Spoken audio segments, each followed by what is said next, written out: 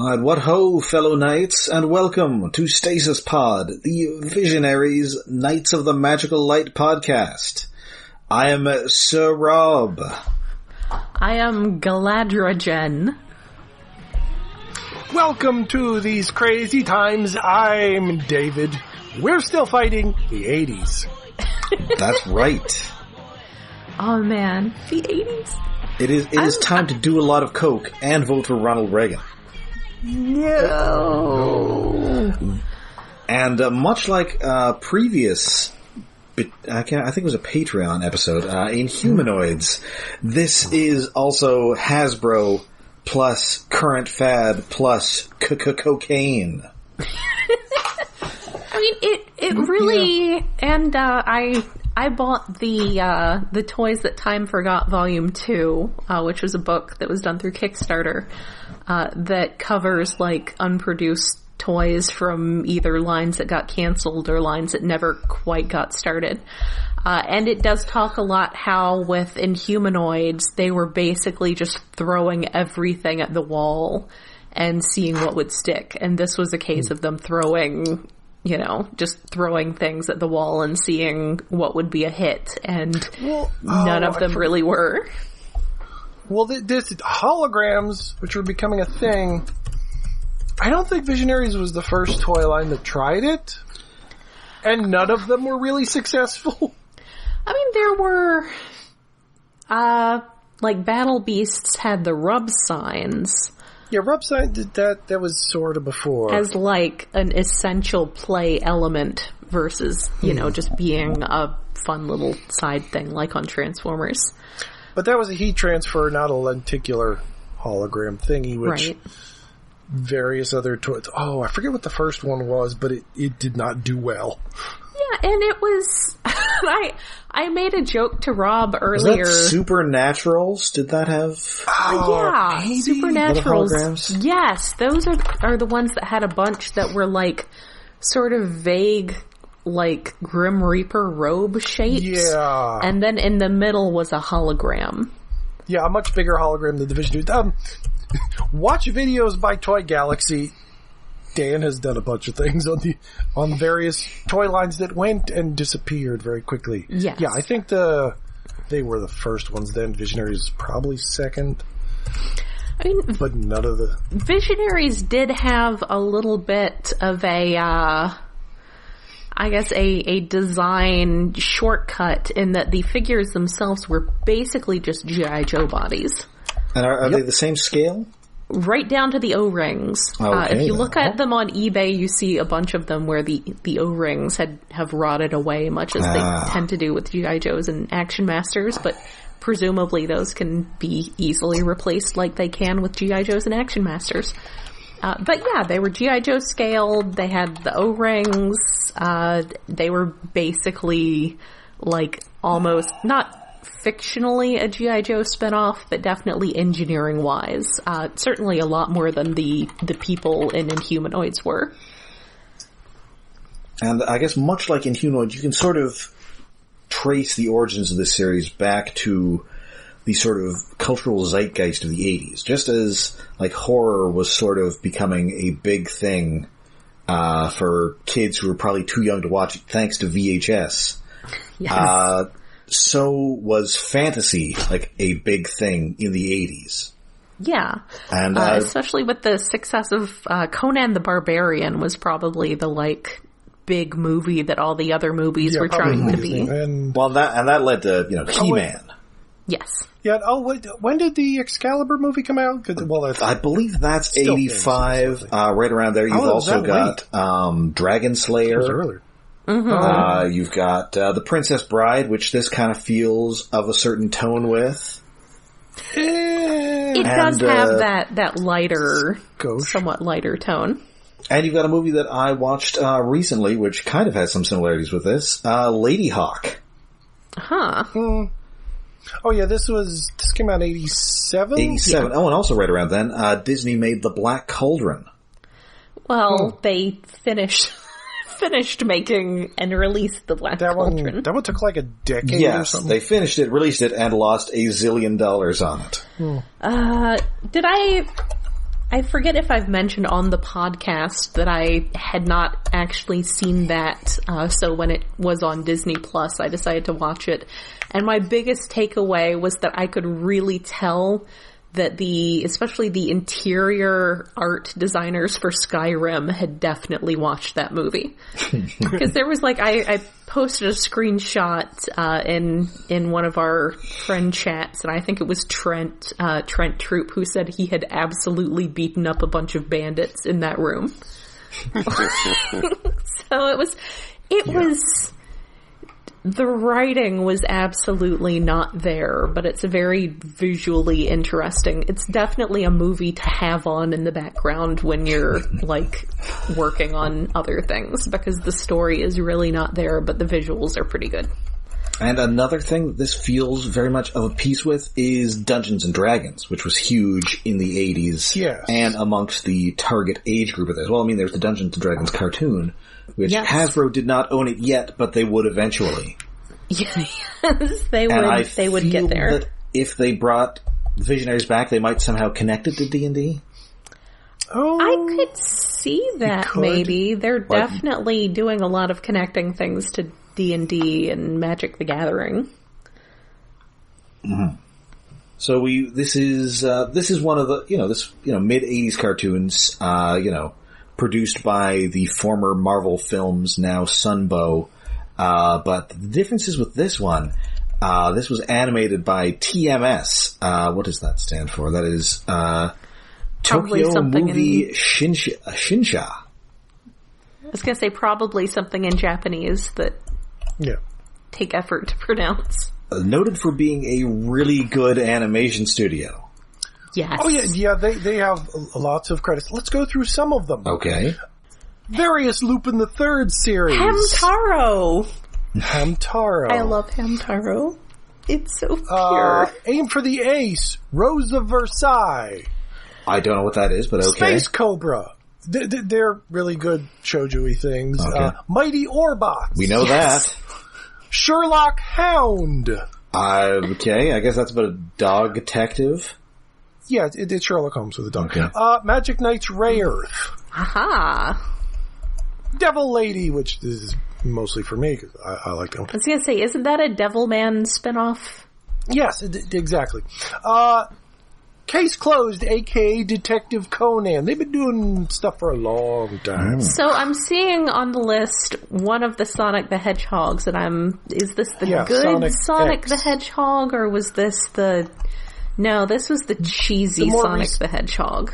Cheesy, yes, but I guess the animation was okay. Remember, there were two at the same time. No, this is not either of those. This is the one that came in the 2000s. No, it also mentions... Or did they also do one of the old ones? Oh. I'm looking at the wiki page. It does mention they did do some work for some Western studios, and one of the things they bring up is Adventures of Sonic the Hedgehog. But I think that's the cheesy one. I don't think that's the one that all the furries had their great awakening to. Didn't they also do a few episodes of Batman the Animated Series? Yes. Probably. A lot of people did a few episodes. I'm pretty sure they did Heart of Ice. Yes, they did Batman the Animated Series and Spider-Man. I think they did the early episodes, the ones that had really nice animation, and they kept reusing the animation from, like that one with the lizard. Oh. So that every time he fought the lizard ended up using his tail to smash a stone wall. No matter where they were. So yeah, they had definitely, I mean, that was kind of the problem with the Transformers cartoon ran into, was that they were trying to shovel out as many episodes as possible. So in this case, I wonder if it's because they wanted to just see if they could do one without working with Marvel Productions, or if it was because they were throwing so many things at the wall that they were using all of the resources there, so they had to find another studio. Yeah, I think this is Hasbro's in full bloom here. We're doing Transformers, G.I. Joe, Gem. Yes. I think Inhumanoids is around this time. Possibly My Little Pony would have definitely been running at this point. We're stretching ourselves to the limit here. So, we're casting around, seeing who will do work for us.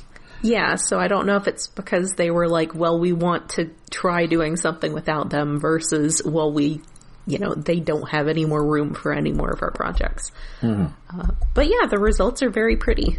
Yes, and this was created by Flint Dille, big Hasbro guy, wrote a zillion episodes of Transformers and G.I. Joe and what have you, and I'm pretty sure he wrote the original proposal for Transformers the movie. I think it was... I think he did the cleanup. There was... I think it was Ron Freeman? Ron Freeman's the guy who's credited, and then I think Flint Dille and maybe somebody else like Douglas Booth or somebody has credits as like script consultants or something. Okay. Because I know their proposal was something called The Secret of Cybertron, and then that was reconfigured into what became Five Faces of Darkness.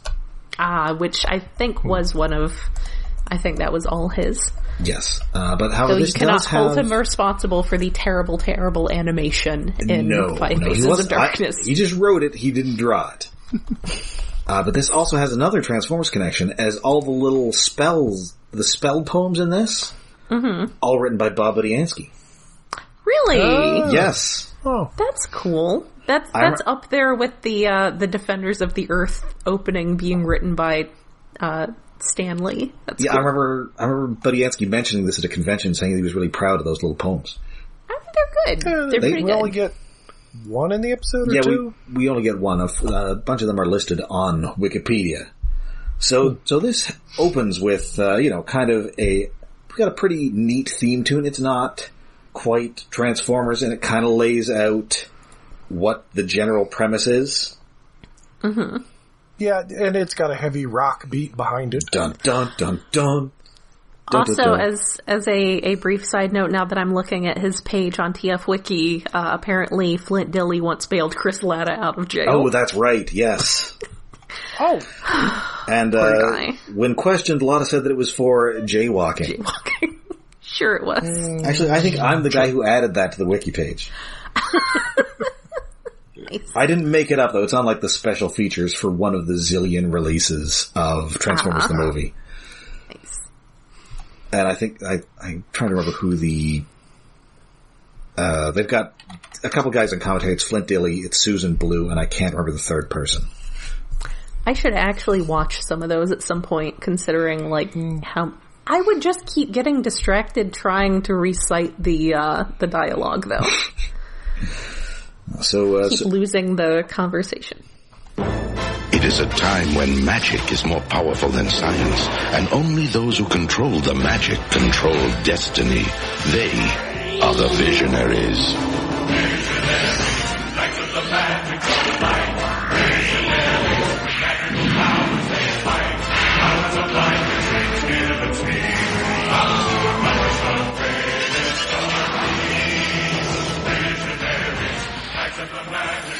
So yes, it is a time when magic is more powerful than science.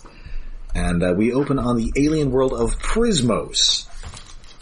It is a super futuristic planet inhabited by people who look just like humans. It's a it doesn't seem that futuristic, except that the newscaster who will show up in a moment is extremely jazzercise looking. He's got a headband and pop collar. It's definitely the future of the 80s. It's like if the 80s continued for 7,000 years. Yes. Yeah, there are some character designs, mostly the background characters, like that newscaster, very, very 80s anime. I think she may have escaped from a Patrick Nagel print. Possibly. Just not as high contrast, but yeah, it's in that ballpark. Yeah. Sadly, she will not continue being a character. Well, I think she will. I would like her to. No, I'm pretty sure that's the lady bad guy.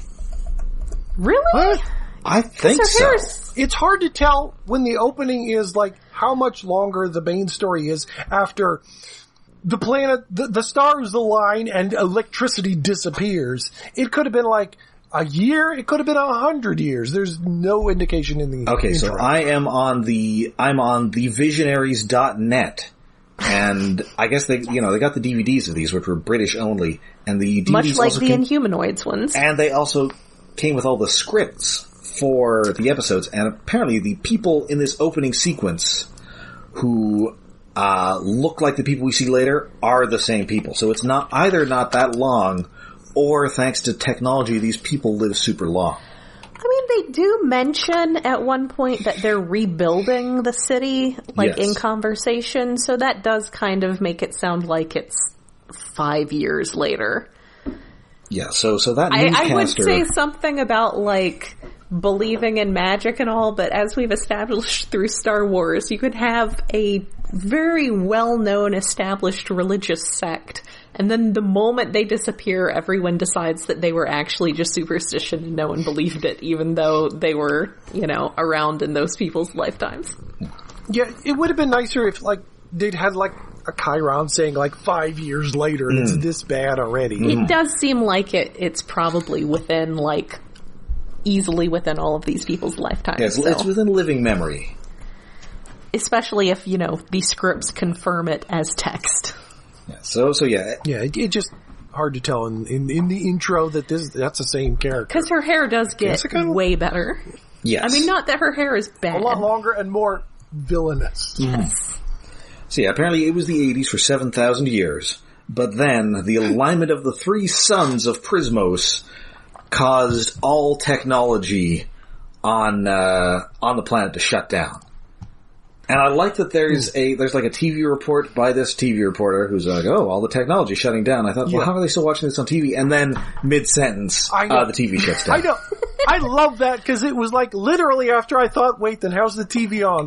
Oh, it's not. And so there is a guy flying a jet who has just got a Starscream voice. And I was like, that seems like a very obvious voice to just use as one of your, like, random side character voices, but I guess that's intentional, so... Yeah, that's the same guy.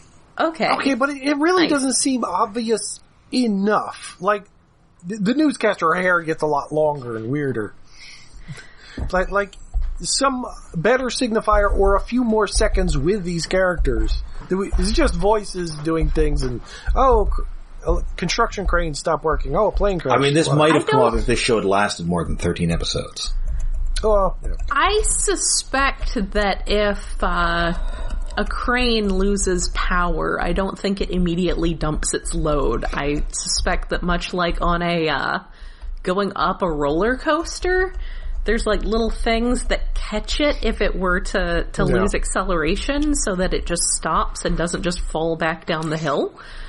So I don't think it would actually dump its load, but that's okay. This is much more dramatic, having the crane lose power and then just drop everything on people. Well, and also that construction worker is Sindar. Yes. Evil Peter Cullen. Yes. Always love some evil Peter Cullen. So yeah, it is X number of years later. Everything has immediately gone to shit. Yes. Although fair. And I get another thing that was popular in the 80s, post-apocalyptic fiction. Yes. It goes to Fist of the North Star times. Like, there's ruins of buildings. The world is a wasteland with gray and brown skies. And also everything has immediately gone medieval, as if the dominant culture is now people who go to Renaissance fairs. I mean... Well, yeah, that is people are saying ye in this.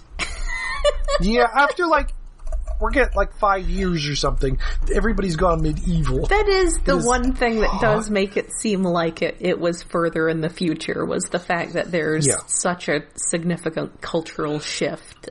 But, maybe the people who rose up and took control of things were the nerds. Maybe this is a land where nerds now rule the earth. And now everyone is wearing this toyetic armor that's sort of high-tech, but not. It looks like it's supposed to be designed, we're repurposing shit that was electronic and was working. We've just turned them into suits of armor now. Oh, and conveniently, everything has a big flat plate on the chest. Yes. Conveniently, just in case you wanted to plug, a hologram on there.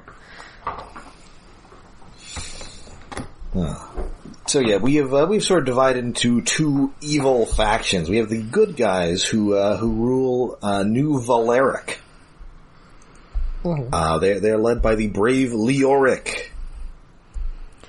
He just seems to be like the mayor. Maybe he was the mayor. Oh, apparently because there was also a comic book, and apparently he was the mayor.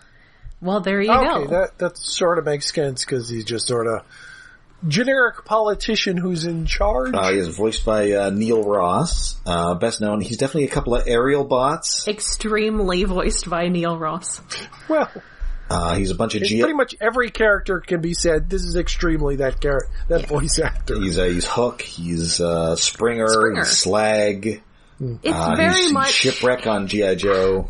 I don't know if I would say it's more his Springer voice or his Smokescreen voice, because those are both very similar, but I think that Springer has a slightly different kind of acting to it, but then as characters, those are also, like, if The Gambler had been done in season 3, it absolutely would have starred Springer. Yes. So it's his Springer / Smokescreen voice. And maybe a little bit of his Ultra Magnus. No, he wasn't Ultra Magnus. Wasn't he post-movie Ultra Magnus? No, that was Jack Angel. The late Jack Angel. Aw. And he was also Norman Osborn / the Green Goblin on 2 different 80s Spider-Man, or in 2 different Spider-Man cartoons. He was the Green Goblin on Spider-Man and His Amazing Friends, and he was also he played the same role in the 90s Spider-Man cartoon. That's nice. And he's also a couple of guys on Inhumanoids. Yes, he is. And, he was in... I feel like in Transformers, he actually got, like, a more background role than he usually gets. He's usually a main character. He's in Centurions as, like, the main guy or one of the main guys. Is he Ace McCloud? Yes, or Ace McCloud. They all had hilarious names. And then his 2 main guys are Ektar. I guess some of the names are voiced by Michael McConaughey, who was Trax, I believe. Yes, Trax I love and Michael Cosmos. McConaughey. And he's also done a ton of anime. He basically was, I guess, one of these people who made the transition to anime dubs very well.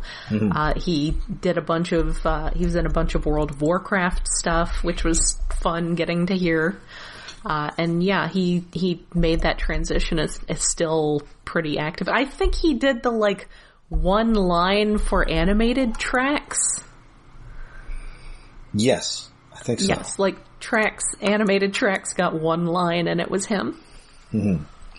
And his other lieutenant is Feryl. F-E-R-Y-L. Yes, you gotta have that copyrightable spelling. He was voiced by Bo Weaver, who's also a zillion things. He was Superman in the 80s Superman. He was Mr. Fantastic in the 90s Fantastic Four cartoon. He's God in Duckman. What? And he was Octane on Transformers. Oh, okay. And he's the announcer on a lot of things. He's got a good announcer voice. Yeah. Cool. Anyway, they're constantly being besieged by Darkstorm. Voiced by Chris Latta, not quite doing a Starscream voice.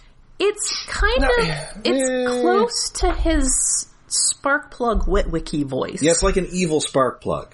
Yeah, the closest I would say. At first, because I actually watched the episode a few days earlier, like, at work, because I was like, hey, that's right, people also have now been allowed to upload Visionaries, I should watch that. Yes. And at first I thought it was his Wheeljack voice, but I think on second watch it's closer to an evil Sparkplug. Yes. And I guess his main guys are Recon, who is kind of like a sneaky thief guy, and he's voiced by Roscoe Lee Brown, a very distinguished, like, black actor.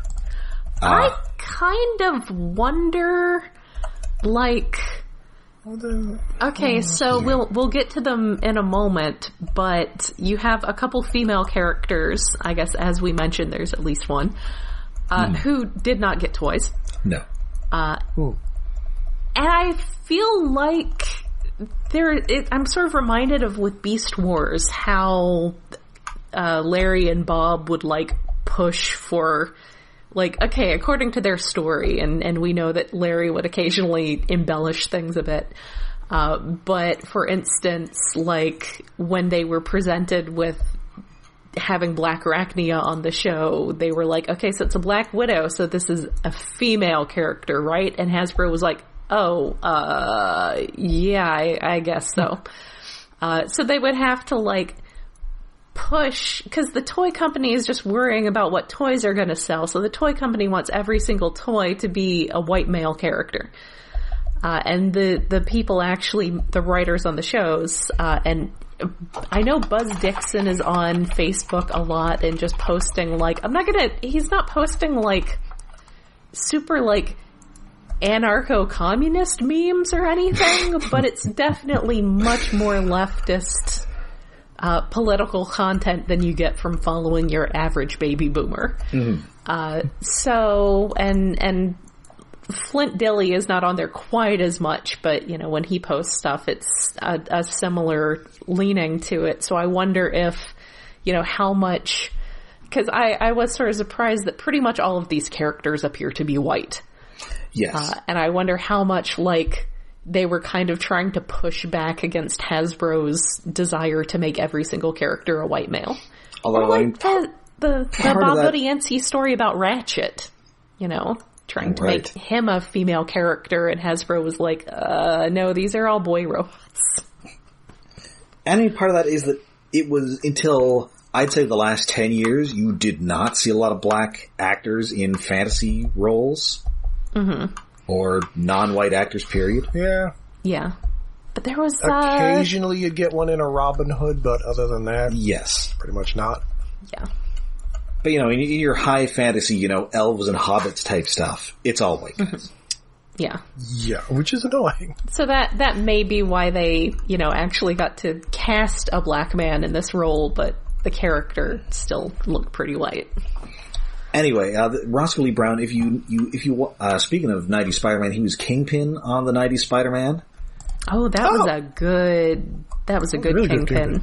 He's the narrator of the movie Blade, or not Blade, Babe, two very different movies. Oh.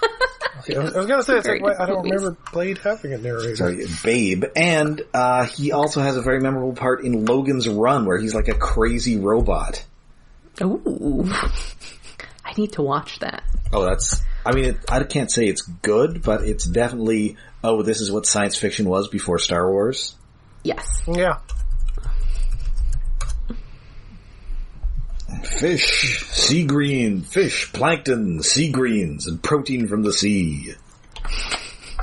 Mm-hmm.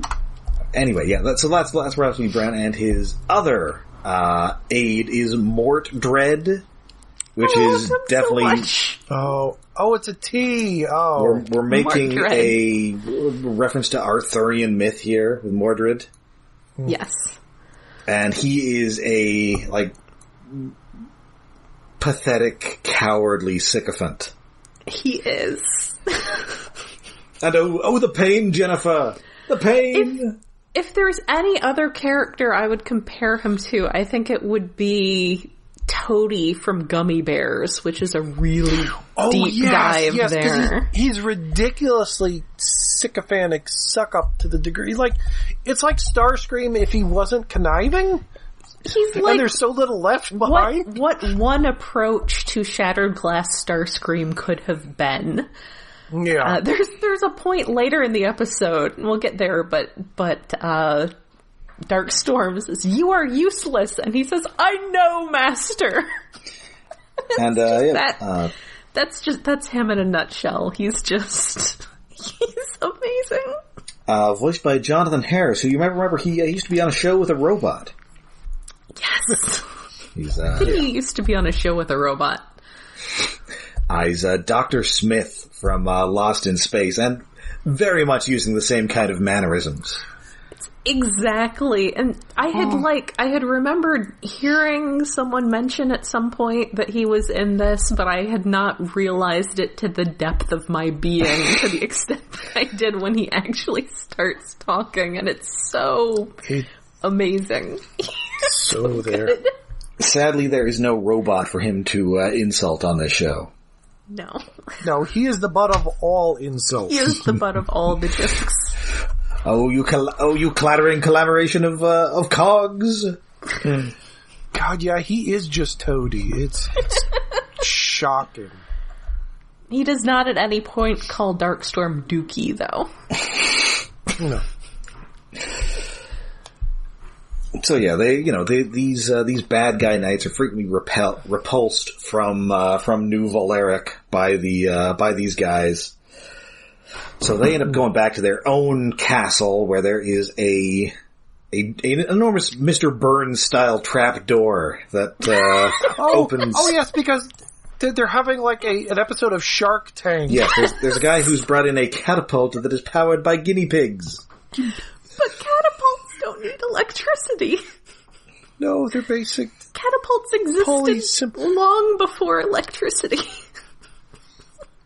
But well, they evolved from pulleys and levers. That's basically what Darkstorm thinks too, because this guy just gets dropped into the dungeon.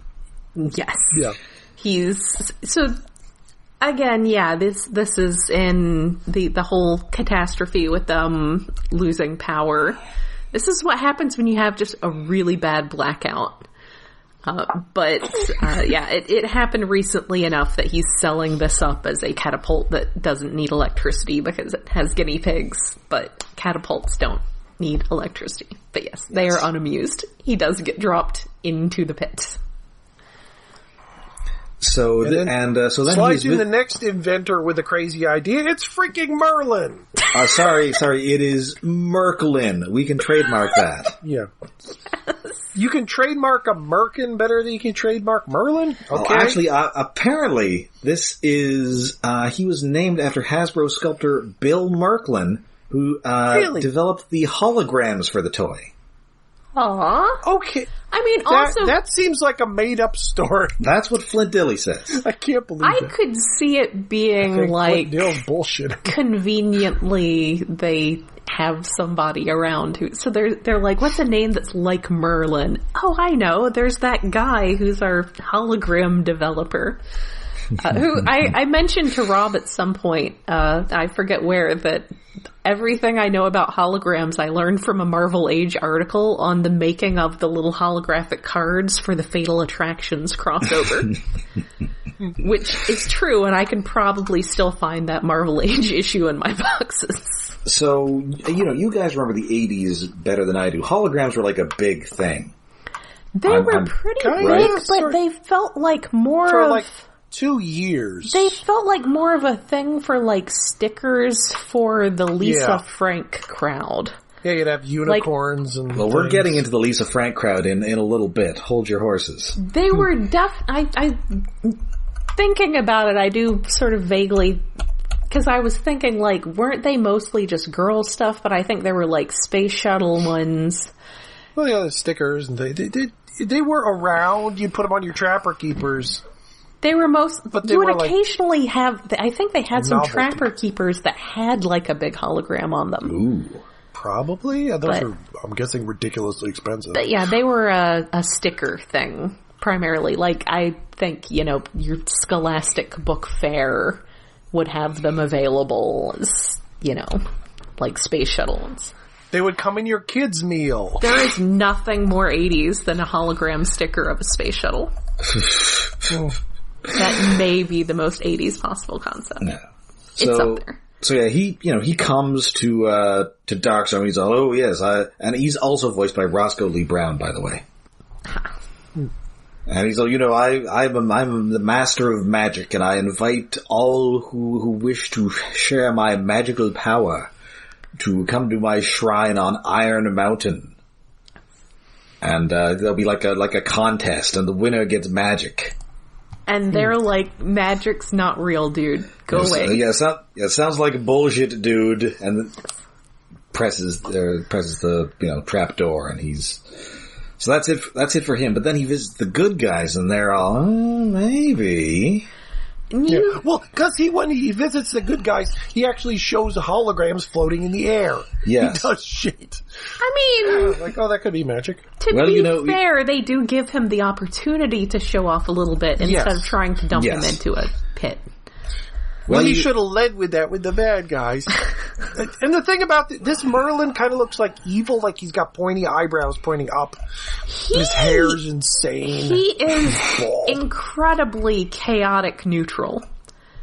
This man is the embodiment of chaotic neutral. Yeah, give him a staff with a glowing red crystal and spikes on it, and he's your stock evil wizard.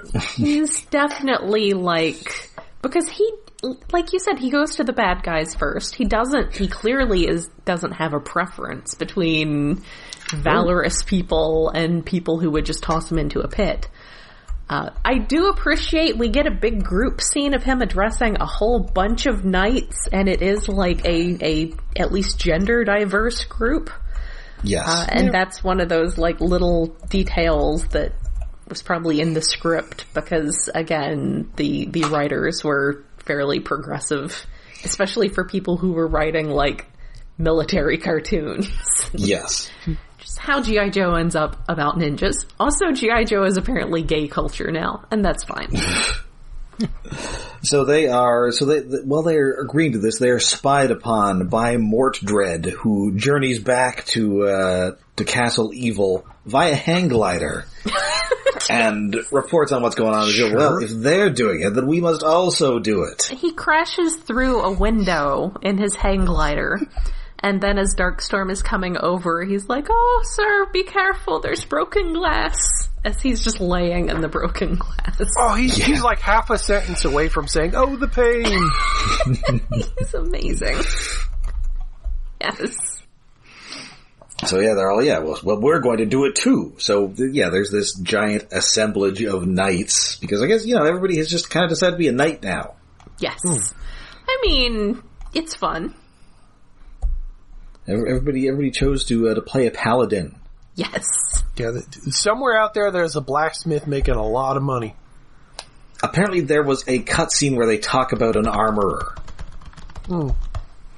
Yeah, that's this episode feels like it should be 2 episodes or 3. It kind of ends on a cliffhanger, so I think this is one of those multi-part pilots that they always did. Yeah, but considering how much world building is going on here, this should be longer. Given the state of this episode, the end of this episode, and the one after it, I feel like somewhere at least midway through the production process, someone came to them and was like, "Hey, we should make this serialized and have all the episodes lead into each other."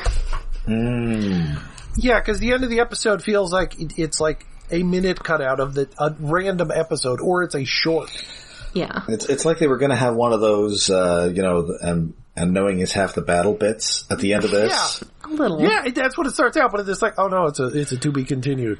JoJo theme plays. It doesn't seem like the second episode doesn't seem to be significantly tied into this episode, except that it definitely feels like the end of this episode could have just been the beginning of the next episode. Also, it doesn't feel like it was... I think the second and third episodes are where they sell the vehicles. Yes. The second episode has vehicles. Mortdred came with a vehicle, as I learned, going to eBay after watching a couple episodes. Oh. Is it his hang glider? No, it's actually like a little tank kind of thing. Oh. Because, again, very G.I. Joe leaning. Very G.I. Joe inspired as a, toy engineering.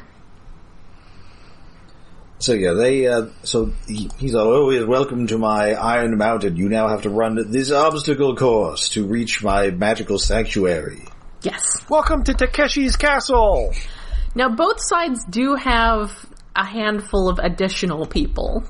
Yes. Those 3 on each side are just sort of like the besties. The leader and his besties. And his 2 dudes. Well, yeah, it's hard to tell if, everybody else is, unaffiliated, Merklynn just showed up, a dozen different places, or if they're just, lesser guys in the kingdoms, the 2 kingdoms.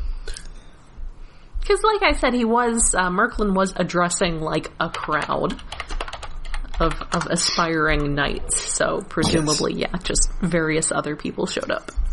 So there's, like, a series of, like, crushing doors, and this guy named Witterquick runs through them. Yeah, some of the names in this are a strange mouthful. It definitely feels like D&D names. Yeah, they definitely feel like D&D names. I feel like that's probably one of the worst ones. And that is, of course, Jim Cummings, veteran voice actor. This is the least Jim Cummings I have heard in quite some time. He's toning down the Jim Cummings in us. Yes, this is probably pretty close to just his speaking voice 35, however many years ago. Yes. Although he's a couple of Technobots, I think. Yes, he was two of the Technobots. At least one of them is extremely Jim Cummings. Yes, and the other one sounds... Afterburner. Yeah, Afterburner is, and then the other one sounds more like this. It's Lightspeed, isn't it? Oh yes, I think that's the other guy, who's a very subdued Jim Cummings. Maybe closer to a Winnie the Pooh, I guess. Whereas I tend to think of, like, Tigger and Darkwing Duck as your Jim Cummings guys. Or the Shocker from Spider-Man. Yes, being chased to the ends of the earth. So yeah, I tend to think of all those guys I run into in Skyrim who just sound like... sound extremely like Jim Cummings. What voice is that? It's more of like a voice that he does for like side characters. But yeah, this is not a voice that I tend to think of, but I wonder if he like aged out of being able to do it. I guess it is appropriate. He did Lightspeed, and this guy's magical power is Lightspeed. Yes. You're running fast, yes. Oh, and this is where background characters start peeling off. Background characters with faces and are not just guys in random helmets. Start getting knocked into pits. So they see him run through this and they're like, nope. Like, there's a guy with a little tonsure haircut, I think it is, and a mustache. It's like, he seems like he should be a main character, but he just pieces out. Yes. Nope, I don't want to. The thing that he runs through is also like a thing that's in Skyrim too. So everything is very Skyrim in this dungeon. That you would have to like use a special shout that would make you run fast through all the falling doors, and then when you're on the other side, you hit a thing that makes it stop doing that. So your poor follower doesn't just get smacked to death all the way through. Oh, poor Lydia. Poor followers. Yeah, it's always going to be Lydia. So it's around this point that we're getting introduced to guys fast and furious. So there are a bunch of guys who are trying to cross this scary bone bridge. Yes, which is very cool. And I think is this Kravex who cuts this? I thought it was the three main. Oh, the three main guys. Okay. I think, because they got helmets on at this point, so it's hard to tell. Other than the main guy who's got like a snail shell on the side of his helmet. Right. Anyway, so they cut this bone bridge, but luckily... One of the hiccups with this show is that it's got an enormous cast, relatively. And unlike, say, Transformers, the characters aren't super visually distinct except for their armor colors. Yes. So it's... Yeah, and the problem with their colors is they're all like, there's not like Autobot and Decepticon designations like these guys are all red-ish usually, or white, and these guys are purple and gray. Like random colors all over the place. Like the main bad guy's green. What? Yes. I mean, the bad guys do tend to be your greens and your purples and your browns and your yellows, whereas the good guys tend to be your blues and your purple. Well, I mean, a little bit of purple, but your blues. And one guy who's colored like Ultra Magnus bright. It's 1987. Someone's going to be purple and teal. It's just gonna happen. I know. I like a little bit more color thematic, at least in the main three. I think Witterquick is like red and like white. A reddish, yeah. So, but still, they're throwing so many characters at us at once. It's confusing. Yeah. So anyway, this guy who clings to the side and implausibly makes himself a glider out of like leaves. This is Arzon. Yes. That's a name, sure. He's voiced by Hal Rail, who was Shrapnel on Transformers. Yes. And who's in a zillion things. Yes. Wasn't he the Emperor in, like Return No, that was of the the guy who Jedi? played Kickback. Oh, okay. I got my Insecticons mixed up. Oh, yeah. And when they cut the bridge is when there's a commercial break. Clive Revel. Like 4 guys are falling to their death. But the commercial break, they landed on nice, convenient stalactites. No, they should have been in bail. What? He just landed on the side. Anyway, and he's married to Maggie Roswell, who's a bunch of secondary female characters on The Simpsons, like Nice. like Helen Lovejoy and Maude Flanders. Nice.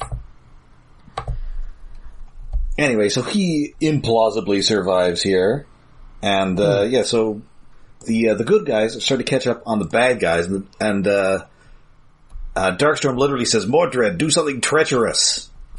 Yes. And you know what he does? He does get help. From Thor Ragnarok. Except Yes, he does it by himself. Yes, he's the pain of it all. Yes. And they come help him, and then he scampers off, and he's all, ha. He pretends that he's injured.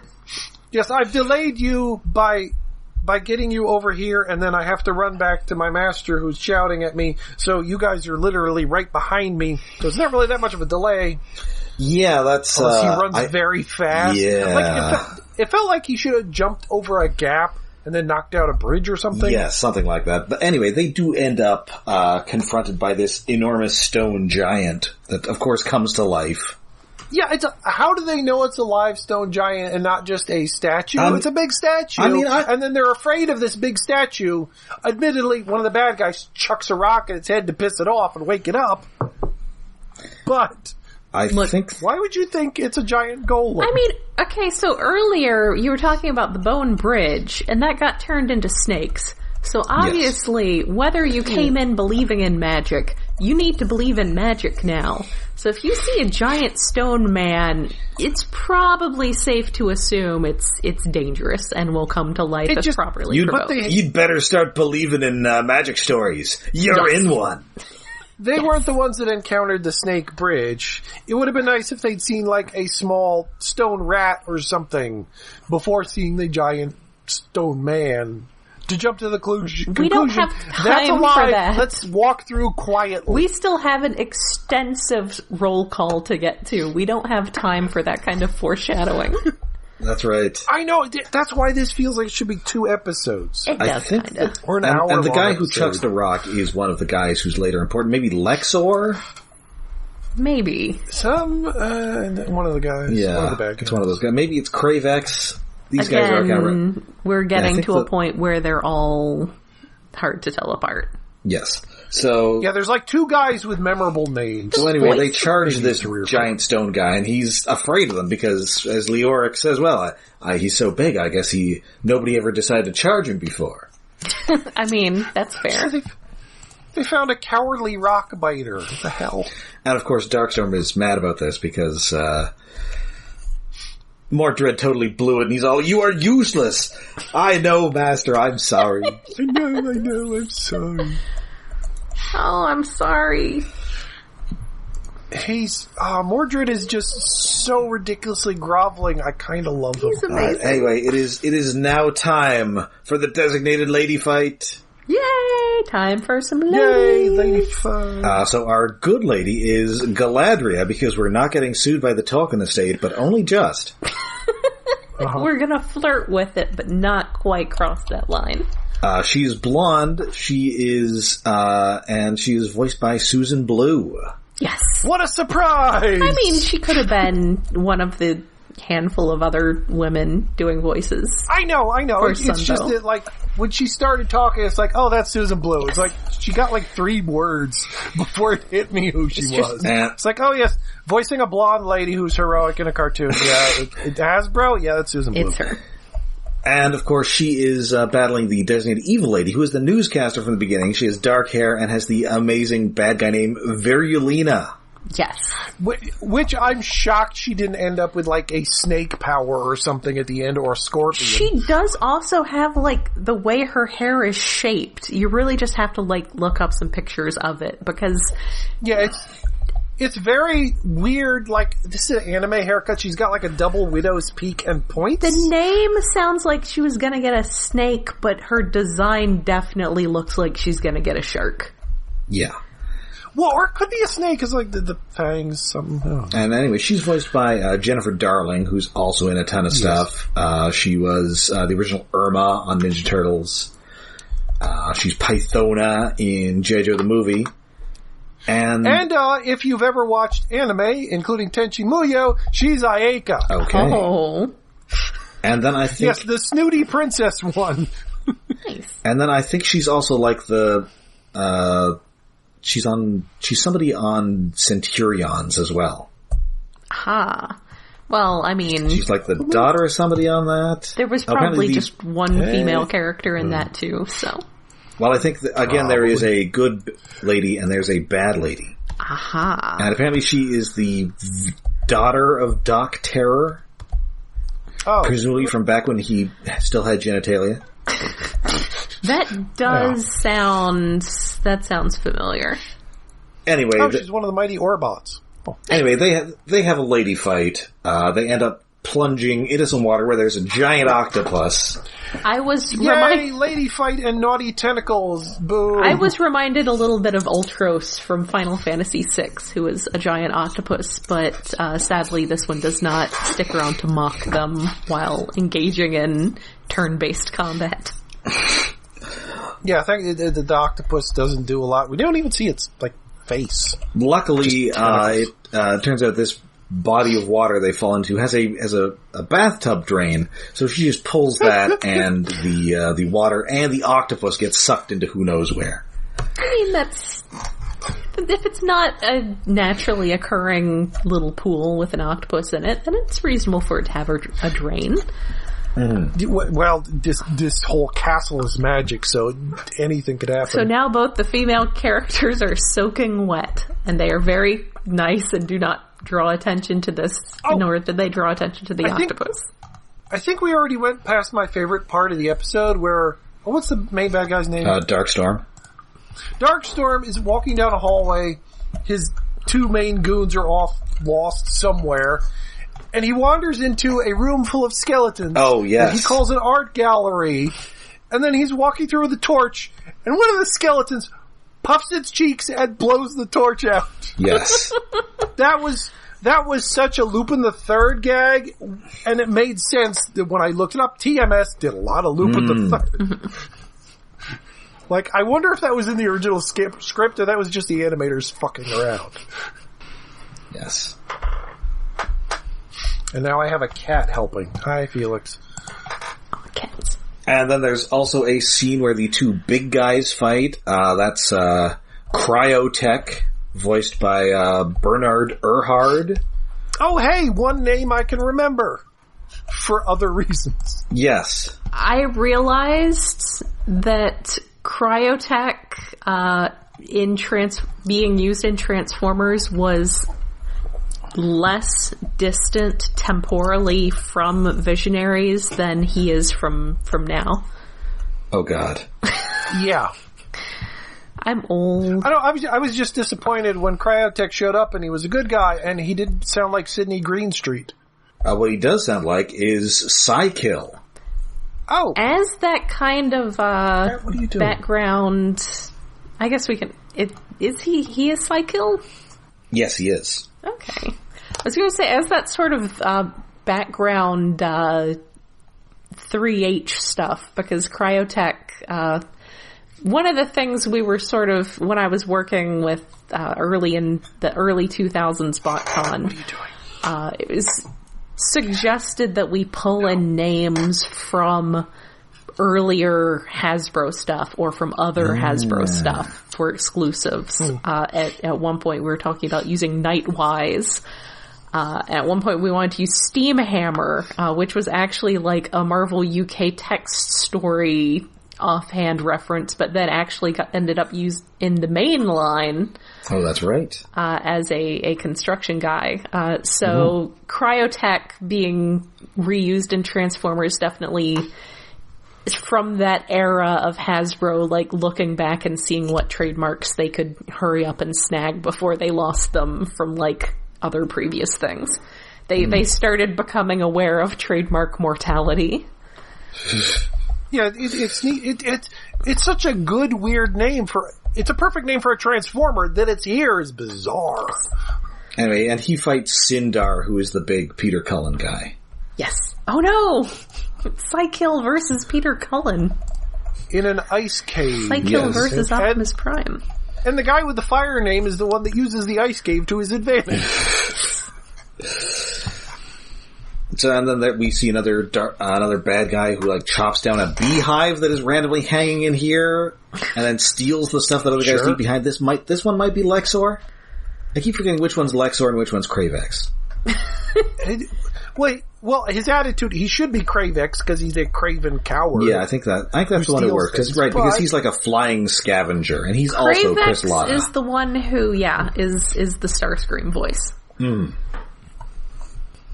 So, basically we're down to now, so the three main bad guys find 4 other villainous characters hung up by their ankles.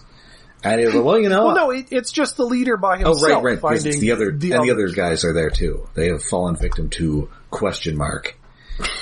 Yeah. And he's like, it would be a real hassle to cut you guys down. I guess you're just gonna have to, swear loyalty to me. I said, and they do. It's another good scene of them asking. It's like, do you have good food? Yeah. Okay, I'm with you. Well, you gonna pay well? Yeah. Okay. Recon is the one who asks if he's got good food in the castle. Yes. Like, and Virilina is generally not thrilled about all this. No, she just, fuck you, put me down. Yeah. It's like, that'll do. She's kind of the Black Arachnia of the series. Mm-hmm. And eventually one of them dubs them his Darkling Lords. Yes, one of the good guys calls them that, and they're like, I like the sound of that. That's a cool name. I'm keeping that is a super D&D sounding name. It is. No. It really is. Absolutely also, is. I would guess like Grand Rapids' second best fantasy-based metal band of the 1990s. Definitely singing about fighting orcs on dragons. So that's either a band name or a group of nobles you have to cheat. Mm-hmm. So the 7 good guys have now hooked up. They're coming in. They're fighting these 7 bad guys, and then in comes Merklynn, and he's all, "Oh, well, you 14 and other champions, you shall get toys. Not so fast, ladies." Yeah. You'll have to wait for Series 2, which will definitely get made. Wink, wink. I was sad. I was really... Because, again, the toys are basically just an iteration of G.I. Joe. So it's... Like, this could have been a G.I. Joe subline in the same sense that Ninja Force or that space one where they all had space suits, and for some reason I bought that Destro in a space suit. Star Brigade. Yes, like Star Brigade. Like, they could have absolutely just put, like, a head with a beard and a sailor hat on one of these. This is Shipwreck. Yeah. So it's not like they didn't do female toys in G.I. Joe. I don't know why they couldn't do them here. Yeah, just take a Baroness, paint it a different color, give it a new torso. Give her some armor, and there you go. Nope. So it is now time to sell some toys. Yeah. It's toy selling time. You are now the Visionaries. You all get an animal totem which reflects your true nature. And again, I will point out that he does not seem to have any particular moral preference here. Now he is true neutral, as you would say. Yes. Maybe chaotic neutral. I think he's kind of just trolling them. I kind of feel like giving both sides all these like crazy magic powers that they don't really know anything about and can't control super well is definitely chaotic. Yeah. Yeah. Wait, why the hell do I have a note that says hamster mage? What? That's a good question. It's for your next D&D game? I don't know. I think that's somewhere in here. I don't know. So Arzon. Oh, hamster maze. Never mind. Okay. There was a maze segment, and it just reminded me of there's a YouTube series of a guy who creates elaborate mazes for his hamster. So yeah, Arzon. I thought maybe you were thinking that you needed to have a character based on this, except his totem was a hamster. I mean, that's a better idea, because my handwriting is bad enough that, wow, that does look like mage, not maze. Hamster mage. So anyway, they can use these to now transform into animal forms. So yeah, Arzon, you get the totem of the eagle, because you're the guy who, flew. Yes. Sindar, you're a big strong guy. You get the gorilla. Yeah, this, roll calls and powers and shit, it happens in all kinds of 80s and 90s things. This is very much like Marvel Comics G1 in a page. No, this would be like a big panel.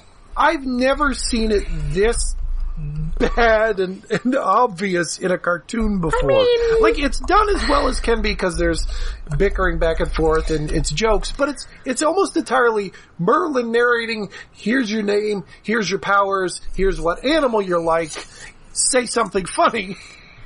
It is kind of, and I think, I've heard someone describe, when I brought this up, someone described it as having that standard 80s Hasbro cartoon, snappy dialogue-ness to it. The dialogue is as snappy as it can be, but it's going through 14 characters. That does make it where it's not, unpleasant to watch. It's a fun little segment, even though you realize that this is absolutely just a run. I don't know what my cats are knocking over. Yeah, it's just fun. More so because it's doing the good guys and the bad guys at the same time, and usually there's a switch from base A to base B between. Nope, it's just going. Also, there's a very important bit of world building here that's established that I have significant questions about, which is for Kravix. He specifically says that he is this world's only flying scavenger, the Phylox, which is some everybody sort of else gets a pteranodon thing. Well, almost everybody gets a real animal. So we've got there's 3 guys that don't get a normal Earth. So we get Winter animal. Quick. He's fast, so he's a cheetah. And then Kravox is which is kind of like a weird pterodactyl thing, this Phylot. Yeah, it doesn't seem to have feet. It's a very D&D monster. Listen, you have to have it. It's either all real animals or all fake animals, or only the special guys get. Or the bad guys get the right. Or the leaders get something special, right. like the good guy gets a griffin or something. Right. Or the evil guys get all the weird. You can't just have one random guy who's a weird made up thing. I felt like the level of specificity here varied greatly.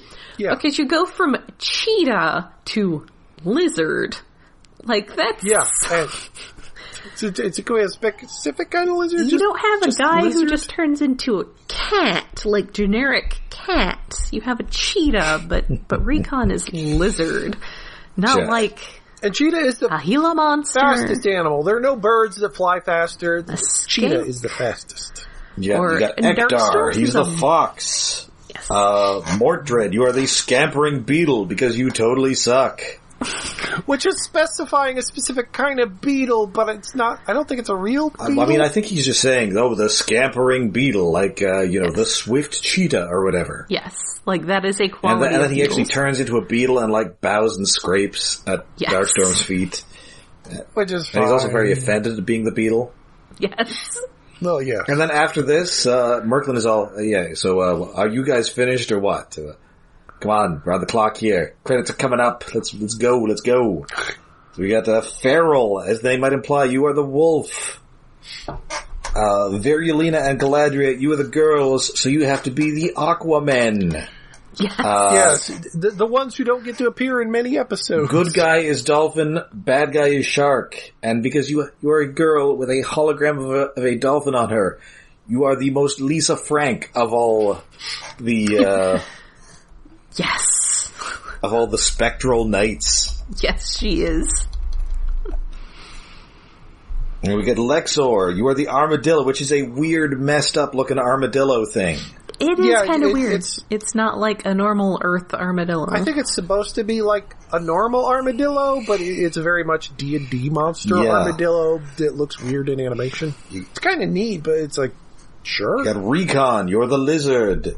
Cryotech. You are the bear. Leoric, because of your name, you are the lion. Also, you're very brave. I got lazy at this point. I'm going through a dozen of these things. And also, Darkstorm, you are the mollusk? Yeah, Darkstorm's who's like a weird snail man? It's a snail man. It's a snail. Have you ever seen medieval illuminations? With knights fighting snails. I mean, okay. Also, aren't there weird snail men on Inhumanoids, too? There sure are. Oh. They were gonna make toys of those snails they were riding. That's in my book. Was somebody super into snails in the 80s? Was it a French thing? I don't. For this, at least, it makes sense because of the illuminations where you'd have like, knights are fighting giant, weird-looking snails and getting their asses kicked, which was either the monks just making fun of knights by having them fight snails, or it was an insult to like the Lombards, who were like nobles that were like, I think they were kicked out of like something, and then they ended up being money lenders, and like everybody shit on them. Yay, racism in the medieval Europe. Yay. And they were represented by snails sometimes, or it became mimetic that some guy started drawing snails in his copy of the Bible and is like, I'm gonna copy that. I have snails doing crazy shit in mine, other than just rabbits with swords stabbing people in the head. I don't think it has anything to do with any of that. I just think that they had a mollusk design and they were like, we have one guy left. It's easy. And like, why isn't the main bad guy like a dragon or something? Like having a lion versus a dragon. Yeah, I know. Having him be a snail is a weird gag. He should be like a dragon or a chimera. Something ominous. A lion versus a dragon is like, that's your thing. But yeah, that's like medieval heraldry. Lion versus snail monster. It's not. It's so weird. That was a really weird one. I don't know what they were thinking. Yeah, it feels like his symbol should be like the number 2 guy. Yes. Like, I'm the conniving snail. But no, he's the leader. Which, okay. Now step forward, those of you with accessories. Yes. You got it. Did you bring a stick? Stick it in the pool. What if we don't have a stick? Fuck you, you'll get something later. Okay, so... We didn't make that toy yet. Listen, tough shit, maybe you'll come with a vehicle. Yes, too bad. As I have discovered by the second episode, the ones who do not have staves are the ones who can operate the vehicles. And only they can power up the vehicles. Anyone can drive the vehicle, but they need to power up the vehicle. So they get their own special thing, but those are the characters who came with vehicles. Whereas the ones who come with the staff are the ones who are single-carded. So do the girls not get either of those things then? They don't get toys, so no. Yeah, I guess maybe they were holding off to see if they could at least get them packed in with a vehicle. That's good. Listen, I'm sorry, but I'm guided by the ancient law of bros before hoes. Apparently. Yeah. Have fun fighting whenever you're around like a pond or a lake or something. So it says... Oh, what's this? The Darkling Lords are doing some evil in the desert? You're out of luck, lady. So it does say in the, on the wiki that, they are capable of driving the vehicles. Okay, then. Because they don't I guess that's one bit of 80s sexism that is not in there. Women drivers, what do I tell you? You get the submarine, we never use it. Also, Galadriel is absolutely shipped with cryotech. Spoilers. Into the bear look, I guess. Yes. I mean, better that than the main character. This is true. And also the Merklynn says, sometimes I will have tasks for you. One of those. I don't know yet. This is definitely come up in a later episode. I'll think about it. He is an, not quite a killer DM, but he's a very argumentative DM. Yes. Yes. He's like, don't question my rules, just play. Oh, and also those staffs of yours, those are going to run out of juice like Toot Sweet. You're going to come back here and recharge them. He's definitely a because I said so DM. All right, well, no, I guess that's it. We've, let's see. Oh, I got all 14 of you down. Oop, well, now down you go into this weird vortex. Goodbye. He turns the floor into water and flushes them down a drain, and he's just cackling evilly the whole time. Oh, and he makes fun of this. Hey, snail guy, you're gonna appreciate this gag. What? Glug. Should have just been a toilet flush noise. It should have been. Yeah. They call me the Al Bundy of Prysmos. No Al Bundy. No. So yeah, they're all just sort of, that just happened, huh? Super weird. And the Darkstorm is all, oh, yeah, well, we must only use this magic for peace. We should not make war. We should have a peace treaty now. And the good guys are all, okay, I guess. The good guys are like, well, we're good guys, so if you offer us peace, we've got to take it. And then the good guys leave, and he's like, ha ha ha, I'm going to be evil because good is dumb. Yeah, Suckers. One of his buddies is like, so are we actually doing that? And he's like, no, it is so much easier to be evil. Yeah. So he genuinely just straight up, proposes a peace treaty just so he can ignore it. So that's pretty great. That's where we're at with him. That's what kind of guy he is. A mollusk. Oh. That's what kind of man he is. Yes. So we now cut to what appears to be the first minute of the next episode. Yes. Because we got our man Arzon, and there's a random pretty girl who is just straight up a medieval princess. Yeah, she's very much like... Yeah, with the cone hat and everything. It's a very specific period of medieval art that cartoons in the 80s loved to reference that one. Sure. I think it was like the 1450s or something. It's a very specific era. Hat. I was actually thinking I need to check the TF wiki because there's an episode in season 3 with it was in not Madman's Paradise, Nightmare Planet. Oh, that's right. Yes, and that's where Daniel's having weird nightmares, and I think there is a princess in that. Yes, and Springer teams up with her, and it's very much. I don't know if it's exactly the same design. They don't seem to have any pictures of her on the wiki, but it's definitely looks a lot like the random princess from Daniel's dream in that episode. Mm-hmm. Before Galvatron shows up and declares that Galvatron can be any size he wishes, which I love because that's absolutely a thing Galvatron would say. Okay, apparently the cone hat is called a hennin. Oh, okay. I thought it was a wimple. Or in Dutch, a hennik, which I think it means cock. Like the chicken? Chicken. Yes, the chicken. And yes, it started in about 1420 or 1430. So very limited, very specific, and fuck, my last name might come from this. Did my ancestors make pointy hats? You're chicken. Anyway, apparently she also, this princess also does have the pointy hat. Yes.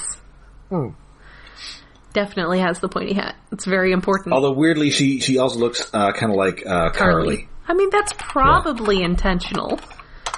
You would think. Because, we had a character model laying around. That'll do. Well, I was thinking because it's in Daniel's dream, and that's his mom, so... I shall save you, Princess Mom. Yes. Anyway, so Arzon's trying to save this lady from this ditch, and then impress her, because he totally has magic powers.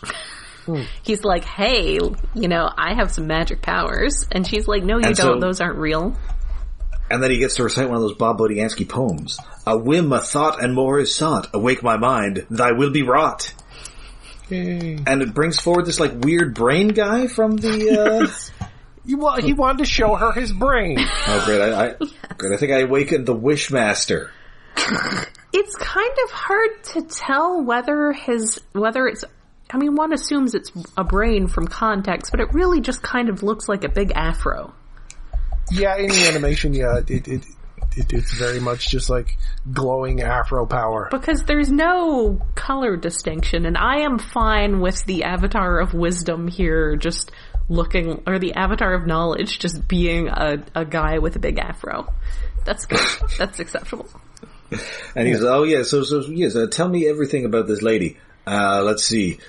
She's actually the lady bad guy in a wig, dumbass. Which is great. It's very helpful. Yeah, like, it starts out it's like, oh, helping a lady in trouble. It's like it's gonna be like the more you know G.I. Joe shit. But it's like, no, it's a villain. It's like, what? Why? And then he's all, oh shit! End of episode. She pulls off her mask like Baroness style, and mask and entire dress, and underneath is her armor with the giant chest plate and shoulder pad thing. Not sure. Yes, I got this from the local gentleman's club. I was just thinking of that Megatron's master plan when the Decepticons dress up as the Autobots and like Starscream, right. I think, takes off the helmet and then suddenly his like shoulder things appear.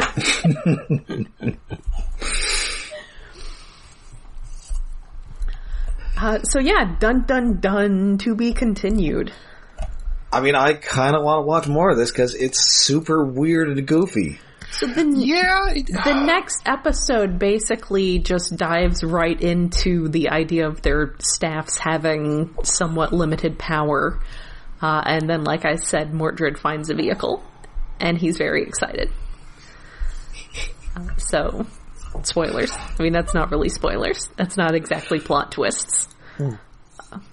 But I'm definitely, it's 13 episodes and they look pretty good. I'm definitely going to keep watching it. I can't say if then I will become obnoxiously obsessed with it and have to import the DVD set from the UK and et cetera, but I mean, I do have... Upload them in DVD quality to YouTube. I mean, the ones on YouTube are not the best quality, but then I checked and at least my Inhumanoids episodes were streaming at like 480p, but then again, that could have just been because I was on office internet, which is, being split with an entire office and may not be super fast. Now I gotta check, but yeah, I'd have to get that uploaded as like the best possible available quality. Okay, there we go. Sorry, I hit play and then started playing. Yeah, it says it's got the quality topped out at 480p on my Inhumanoids episode, so I'm gonna have to see if I can't at least get that up to... That may be the best that they are on the DVD, though. So, but the DVD I had was a bootleg. So. Yeah, there were, 13 episodes? This isn't something that they probably kept around in good film print quality, although maybe Hasbro did. Yeah. Maybe that's what we could do after Meanwhile at the Core. We could do this after we do an Inhumanoid series. In the Core. Do we have to? We still have more Dynazenon episodes to do, and there's going to be a third Gridman series at some point. But this can go on the list because it does seem like a pretty enjoyable show. If we ever get tired of doing Transformers, and who knows? Hasbro might. I mean, they did briefly revive this in IDW. It didn't go very far but I think they still intend to make it part of that greater Hasbro verse. Yeah, they didn't run into... The universe isn't they didn't... bad idea. Post-apocalypse fantasy shit. They didn't run into the same legal issues with it that they ran into with Inhumanoids, so it might be a little easier. Like I said, they had them both blocked, just solid blocked on YouTube, and then they didn't earlier this year. And that's a decision someone made. And I'm really curious what the reasoning behind that decision was. And maybe it's nothing. Maybe they just realized that they wanted more stuff like that uploaded. Or maybe they're seeing what interest there is in reviving that stuff. Maybe they went through the trouble of getting the legal rights sorted out because they want to go back and do something. So, I'm curious to see if I have manifested an Inhumanoids revival. Or maybe it's such a clusterfuck for some reason that Hasbro can't really claim it anymore, although they could put their commercials on it, so that means they should have claimed it. Whatever. Yeah, Anyway, this episode was odd. The pacing was bad, but yeah, I could watch more. Yeah. Oh, hi, Reef. Hello, foster cat. Hello, kitten. Foster kitten. Guest star time. Oh, he was taking a nap and he has woken up. Okay. All right, so that does it for us this week. We will be back next week with more Dynazenon. Yes. And which I keep forgetting to draw art for episodes. Shit. So until then, though, you can find us all over the internet. We're on Twitter, we're on Facebook, and we have a Patreon. Yes, we are on. We are hosted on. Getting distracted by this cat. We are hosted on iaconunderground.net, where we have a Patreon set up to help with hosting and other expenses. That is at patreon.com/iaconunderground. We have special episodes every month where we talk about fun stuff. For November, we did Black Widow. Did we decide on something for November yet? Are we thinking about Shang-Chi? I think we were thinking Shang-Chi, but we're leaving our options open. We did November. December. That's why. Oh, right, December. Yes. For November, we did Black Widow. For December, maybe Shang-Chi, maybe something else will pop up that we're like, oh my god. Like, we literally decided to do Visionaries 2 nights before we did Visionaries. Yes. Because I personally had been bored at work and was like, that's right, they let people upload Visionaries now too. And I was like, this is great, we should watch this. So maybe something will just pop up out of nowhere, or maybe it'll be Shang-Chi, which absolutely deserves an episode. Again, that is for as little as $1 a month. You can get access to that and all of our previous Patreon specials. There's some real fun stuff in the back catalog there. Patreon.com/iaconunderground. All right. So until next time, I'm Rob. I'm Jen. And I'm David.